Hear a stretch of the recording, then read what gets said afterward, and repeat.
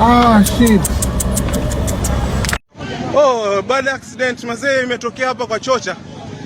Accident mbaya imetokea kwa Chocha. Accident mbaya imetokea kwa Chocha. Oh my god. Hana ungua mazee. Yule hana kichwa kabisa, angalia.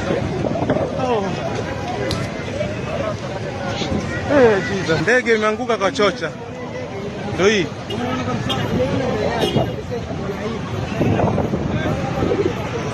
Bunge. Yeah, welcome back to another episode of BAV. This is Bunge Audio Visual.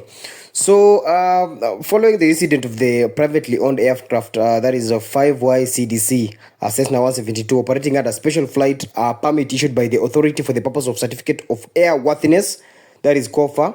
Inspection was en route to Malindi to Wilson Airport. From Malindi to Wilson Airport. Then at approximately 14:50, that is to 50 p.m.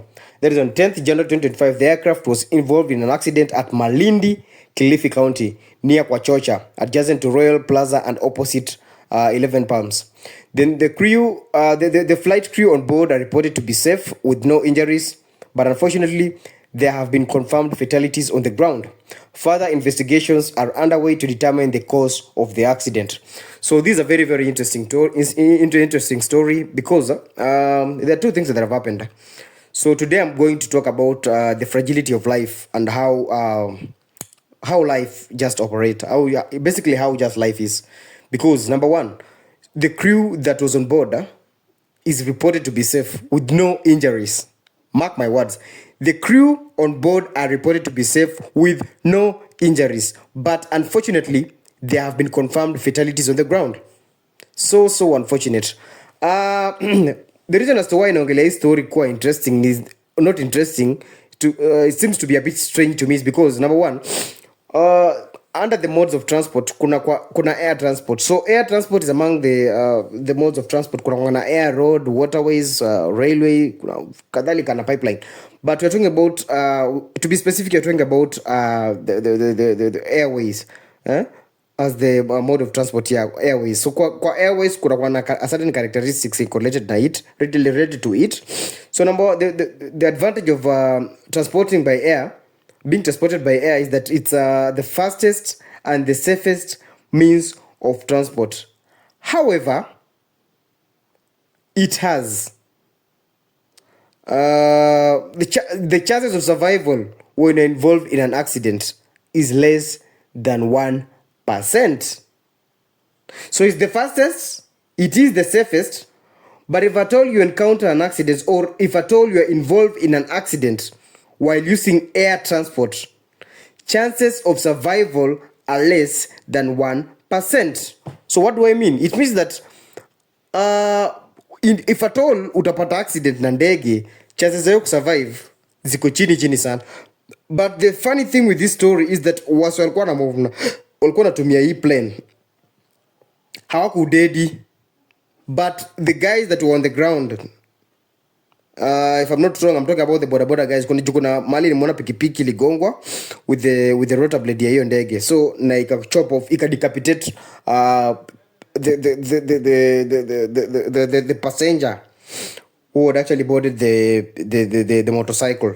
So the funny thing about this story is that when you walikuwa on board wali survive na mtu alikuwa ground anaendesha pikipiki yake in a very safe way, I'll end up to lose his life. So back at it, I'm talking about the fragility of life. So essence hii story ni basically what I'm trying to say is that you never know when your time comes of parting this life. You never know. I think that's the best lesson you can the best lesson you can get from this incident, because ours walikuwa kwa pikipiki, walikuwa najua they are on the way to a certain place. How can expect such a thing to happen to them? Because I'm pretty sure this is the least incident most of the guys around this place expected to happen. This is a 1 in a million incident, if I may call it a 1 in a million incident, because probability ya ndege ku crash land na ku decapitate msee kichwa na wasinya on board ku survive na wenye walikuwa na use road kujipata kwa hiyo situation na wasakam to it inakuanga a 1 in a million experience. And I think the next time kitu kama hii itakuja ku happen at the same place, same time, it will take so many years for such an incident, for such a similar incident to happen. So that is just the way a life operates. You never know when your time comes. So what do I mean? I mean that if at all uko mahali kama wase wamepata accident, kama wase walikuwa involved kwa accident wakasurvive, na wase walikuwa involved kwa accident na waka dead, waka succumb to it. These are two groups of people zenye zilikuwa able ku cross over to the new year, that is 2025, na wakafurahi, wakakuwa hopeful of how good this year is going to be to them. But it's so unfortunate that out of the two groups, one group already has succumbed following the incident of the crash. So what does that ring into your head? It really means that there is no tomorrow. In short, tomorrow is never promised.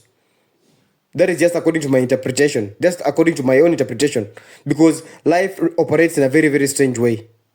Now you are hard, in the next minute, you are no more. Now you'll be hard as the biggest person or the most ferocious beast, the most baddest person to have ever lived. But in the next 2 weeks or 2 days, you are no more. Unaona? So that is just how life operates. So kwa wale wanapenda kuprocrastinate vitu, kwa wale wanapenda kupostpone vitu, kwa wale wanapenda kusema I'll do it tomorrow, yet kuna time yao unaweza kufanya hiyo kitu saa hii, uko na hiyo time, but you don't have the will to do it now. The only thing you have to do is to procrastinate, postpone, give excuses. Oh, I'll do this tomorrow. Right now I'm tired. Oh, I'll do this in 2 days. Today I don't feel like doing it. It's time you sit back and meditate about it, because there is no tomorrow. It's either you're doing it now or you're not doing it at all, or you'll never do it. And the same guy, the guy who actually the guy who actually inspired me about history, it's neither now or never, is the guy called Chadwick Boseman. You guys remember the guy called Chadwick Boseman? Huyu mwalikuwa na act kama what do you call this guy? Jina inapotea, msa wa Wakanda, the Black Panther. The guy was so ill to the point ilifika akakuja akasema hapana, let me just tell my people that I've been having this illness for quite some time. Na the reason as to why nimekuwa nikikonda all along na wasaki nicheka akiona status yangu is because nimekuwa nikiandago quite a number of therapies, ndio zimekuwa zikireact na mwili yangu. But there's reached a point in life, let me just bring it to light that I'm ill, I'm suffering from this kind of disease. If I'm not wrong, that was cancer. Akaambia say I'm suffering from this kind of disease, I've been having it for quite some time. Nimekuwa najaribu kwenda chemo, napata various doses of radiotherapy, but unfortunately I just feel like I'm running out of time, my time's up. So what I would like to tell people is that if you got something that you like to do on earth, do it while you still can. Do it now. Usikuwe mse wa kupostpone vitu, because the moment unaanza kupostpone vitu, the moment unaanza kuprocrastinate vitu, inamaanisha chances of you doing that thing zinaenda pia chini. So if you've got something that you like to do, if you've got that dream that you like to chase, if you've got that job that you would like to pursue, if you've got that kind of lifestyle umekuwa ukichase for quite some time, it's better you start working on it now. Because if you work on it now, you are not sure waking up tomorrow with the same health status, with the same energy, with the same psyche, with the same what do you call it, with the same urgency. You're not just sure if at all kesho bado utakuwa with the kind of mood yenye umekuwa nayo leo ya kufanya ukwable kupursue your wildest dreams. So yeah, ladies and gentlemen, that was all for today's episode. The moral of the story is there is no tomorrow. It's either you do it now or never. See you next time, gents.